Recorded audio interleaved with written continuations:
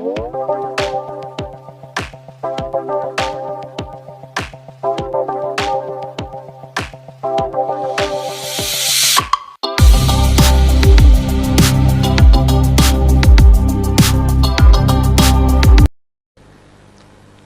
tangan kalau diminta untuk diramal bisa disembunyikan, ya kan?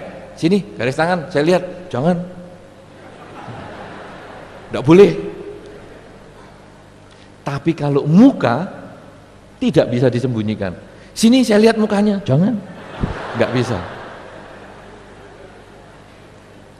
Nah, saudara-saudara, sekarang Anda lihat orang di sekitar Anda. Coba toleh kanan dan toleh kiri.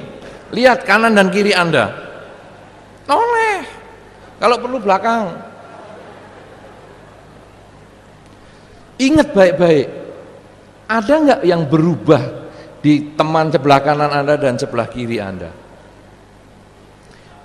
Kadang-kadang Anda akan melihat, doh, si A ini kok sekarang mukanya lebih cerah ya daripada beberapa bulan yang lalu.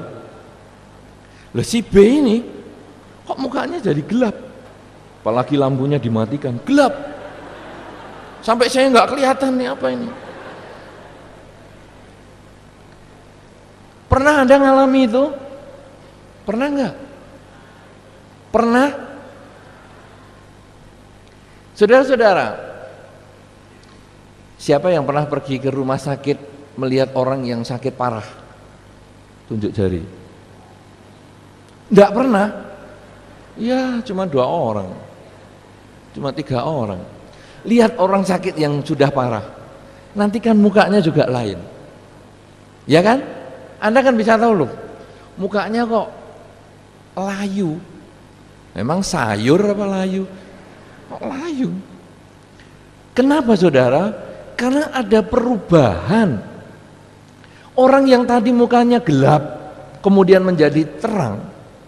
Itu karena dia karma baiknya mulai matang. Wataknya berbuat baik itu berbuah dalam bentuk nasibnya berubah. Sebaliknya yang mukanya biasanya terang kemudian kok dalam beberapa waktu ini saya lihat kok makin gelap, semakin suram mukanya, makin hitam, matanya di sini makin hitam, kemudian di bawah mata ini makin tebel, kemudian hitam. Wih. Ada kemungkinan dia perubahan nasibnya itu sudah terlalu parah. Jadi nasib memang bisa berubah.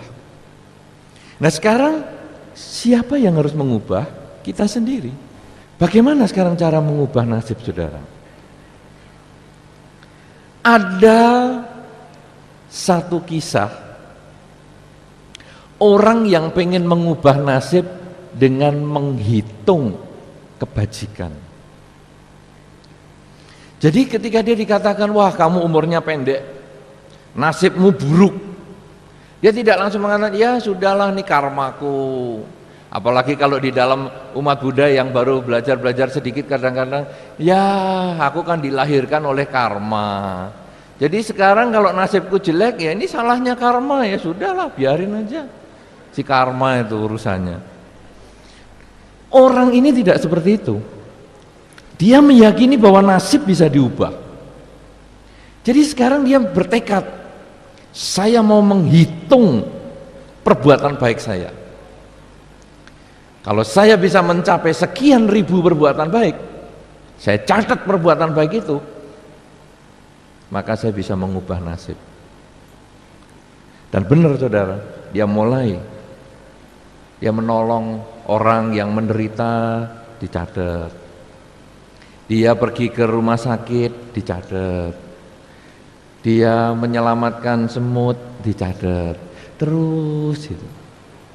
Akhirnya saudara, memang orang ini umurnya menjadi lebih panjang dan kedudukannya lebih bagus. Pernah nonton videonya ini? Pernah? Pernah nonton belum? Belum? Nanti cari sendiri. Bagi yang sudah pernah, kasih tahu yang belum pernah nonton. Ini ada filmnya saudara.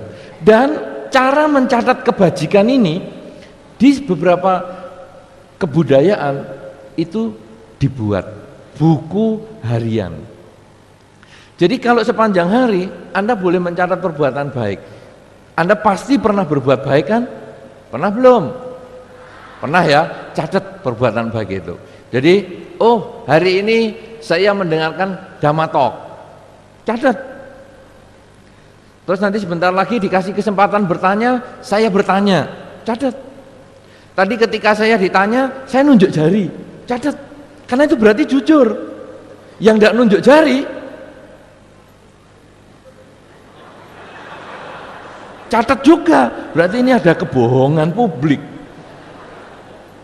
Nah, saudara, ini dicatat. Apa gunanya?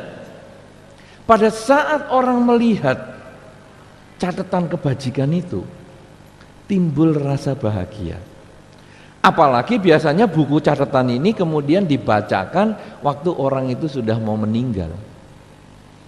Jadi walaupun catatannya cuma 15 misalnya, tapi waktu mau meninggal dibacakan, kamu dulu pernah mendengar Dhamma Talk. Waktu ditanya kamu nunjuk jari, berarti kamu jujur. Ketika pulang kamu juga ngikuti petunjuknya untuk fotokopi tangan.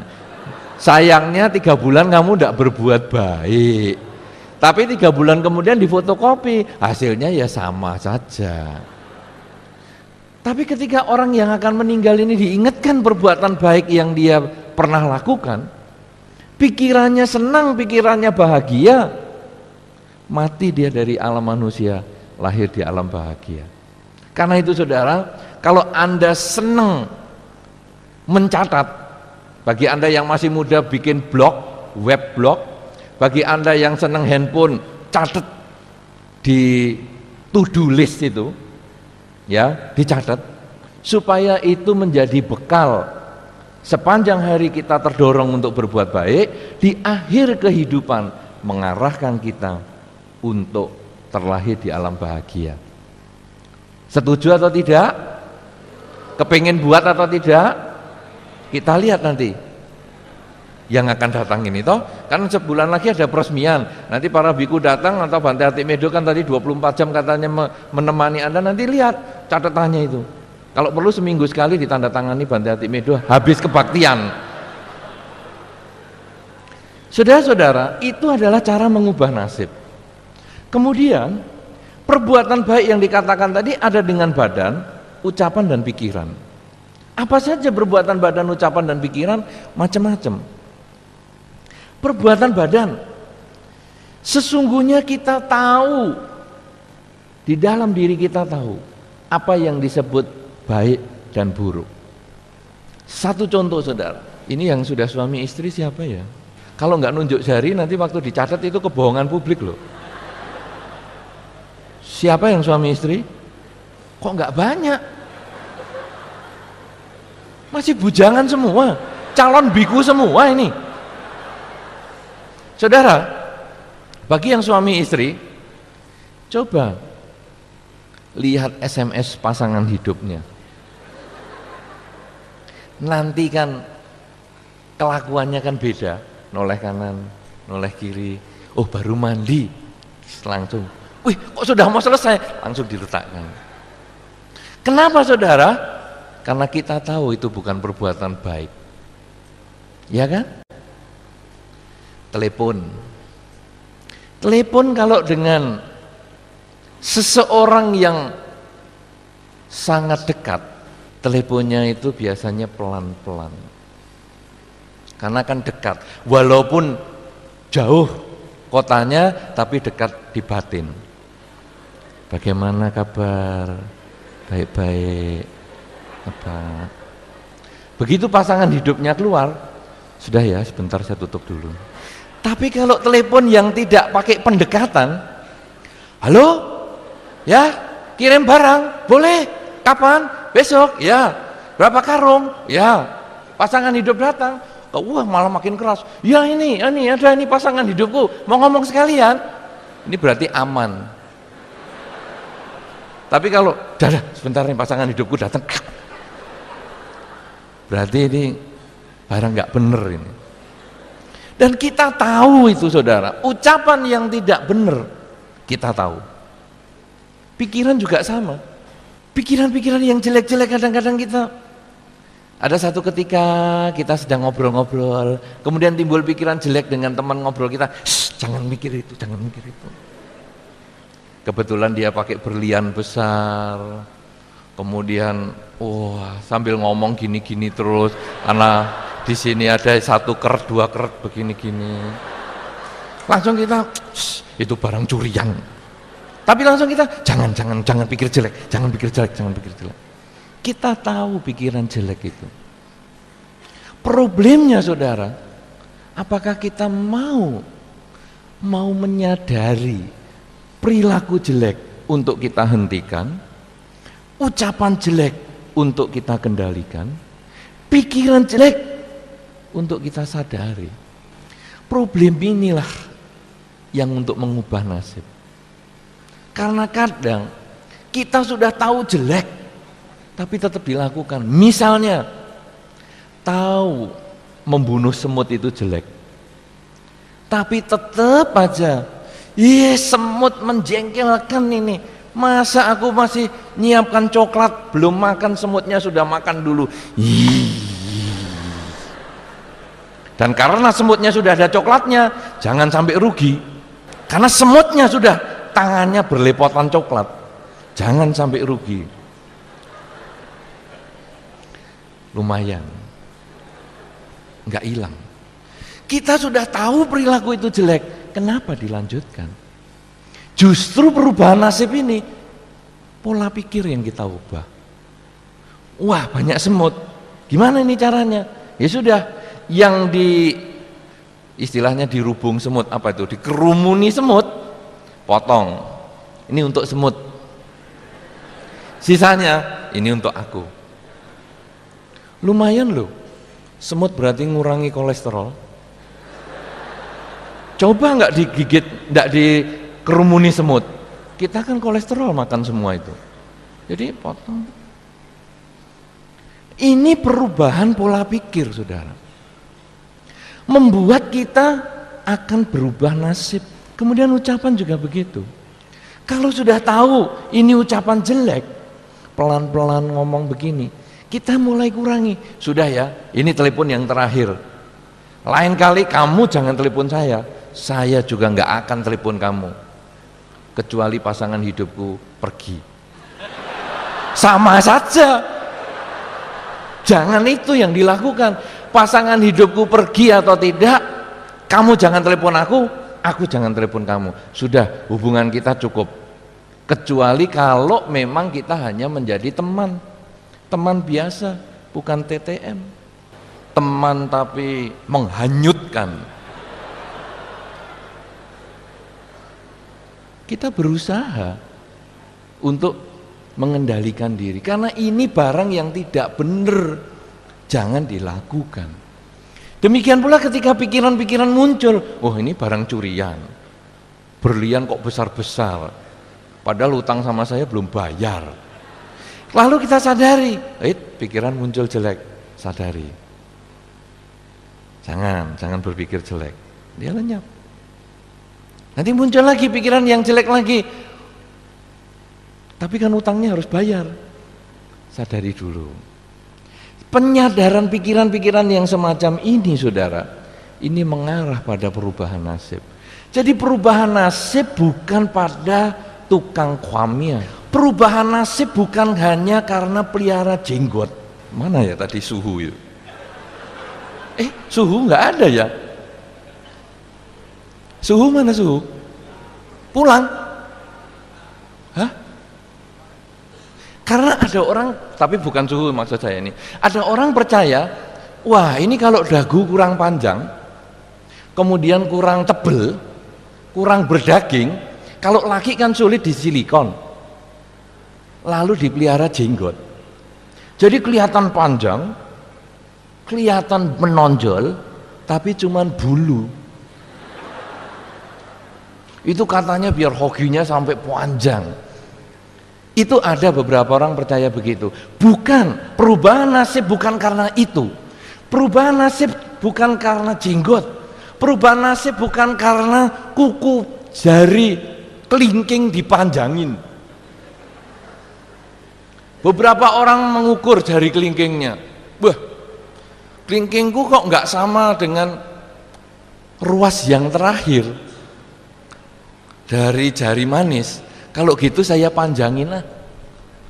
Ditarik-tarik kan tetap nggak panjang. Terus dikasih kuku. Nah, sekarang panjang. Beberapa permaisuri dan ibu suri dari Tiongkok, kukunya bungkusan emas. Wah, pernah lihat itu? Ya, yang seperti kerucut itu di sini. Wih, panjang sekali. Jadi malah melebihi jari tengahnya. Biar hoki katanya. Saya tidak tahu apa hubungannya kelingking dengan hoki ini. Tapi itulah kenyataan. Kemudian, wah, kuping saya kok kurang panjang ya. Kalau saya melihat Sang Buddha kan kupingnya panjang. Saya tarik-tarik dulu ah. Kalau perlu pakai berlian 5 keret. Perubahan nasib bukan dari perubahan fisik, tapi perubahan nasib dimulai dengan kemauan untuk berbuat baik. Berbuat baik dengan badan, berbuat baik dengan pikiran, dan berbuat baik dengan ucapan. Maka kalau tadi Bante Panya mengatakan 3B, berusaha, berusaha, dan berusaha.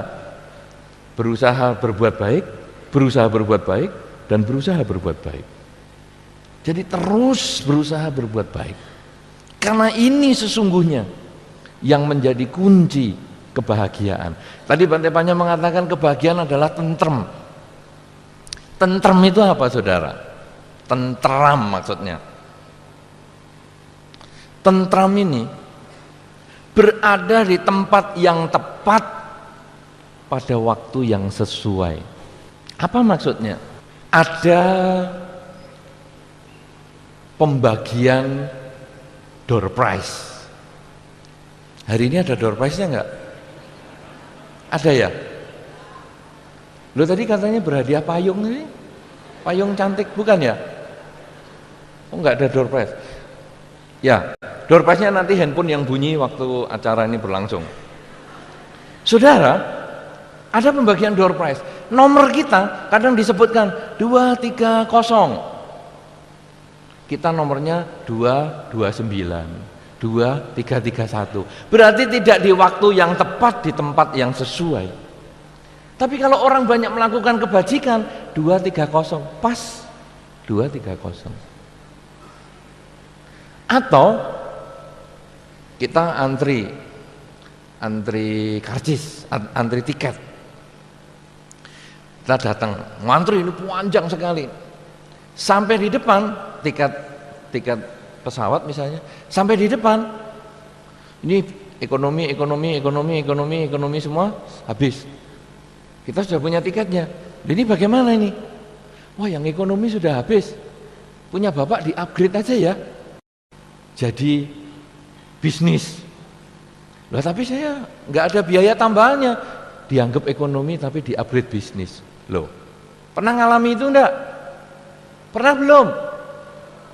Pernah atau belum? Belum? Kurang berbuat baik. Jelas ini, jelas kurang berbuat baik. Kenapa saudara? Karena Anda tidak berada di tempat yang tepat, di waktu yang sesuai. Ngantri panjang, sampai di depannya tiket habis bu. Loh, tidak berada di tempat yang tepat, waktu yang sesuai. Jadi maksudnya, berada di tempat yang tepat waktu yang sesuai adalah hidup tidak usah berlebihan seperti yang Bante Panya sampaikan, tapi pas-pasan. Pas butuh, pas ada. Mau beli tanah sebelah, pas mau beli, pas dijual, pas batunya kurang 300 butir. Pas diomongkan, pas semua punya niat, cuma 300, aku sendiri aja tutup. Beres. Nanti aku bagikan ke orang-orang yang lain. Aku jual. Jangan dong. 100 ribu harus dijual 150. Wah, payah ini. Tapi ini pas perlu, pas ada. Pernah ngalami itu enggak saudara? Berada di tempat yang tepat, waktu yang sesuai. Bencana. Pas kita enggak pergi, di sana ada bencana. Pas kita pergi, semua selamat. Pernah ngalami? Pernah ngalami? Yang belum cepat berbuat baik, yang sudah terus berbuat baik. Kenapa? Jangan hanya berada di tempat yang tepat, waktu yang sesuai itu hanya sekali saja. Tapi kalau bisa terus-terusan, jadi hidup ini pas-pasan. Itu yang membuat hidup ini bahagia. Pas umurnya nyampe, ada orang yang menawarkan atau mengajak kenalan sehingga jadi pasangan hidup. Pas orderan habis, ditelepon orang ada yang nyari. Pas mau beli mobil, ada yang mau jual. Pas mau beli baju, pas ada yang ngasih curian. Lumayan loh. Ya jangan, barang curian jangan diambil. Tapi ini semua adalah hidup yang pada waktu yang tepat di tempat yang sesuai.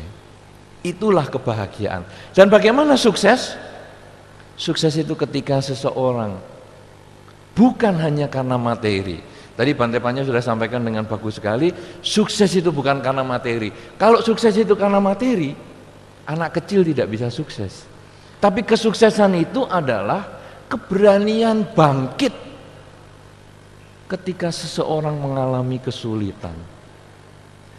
Jadi anak kecil yang belajar jalan, jatuh, berani bangkit, jalan lagi, jatuh lagi, berani bangkit, jalan lagi, jatuh lagi, jalan lagi, jatuh lagi, jalan lagi, jatuh lagi, jalan, dan akhirnya tidak jatuh.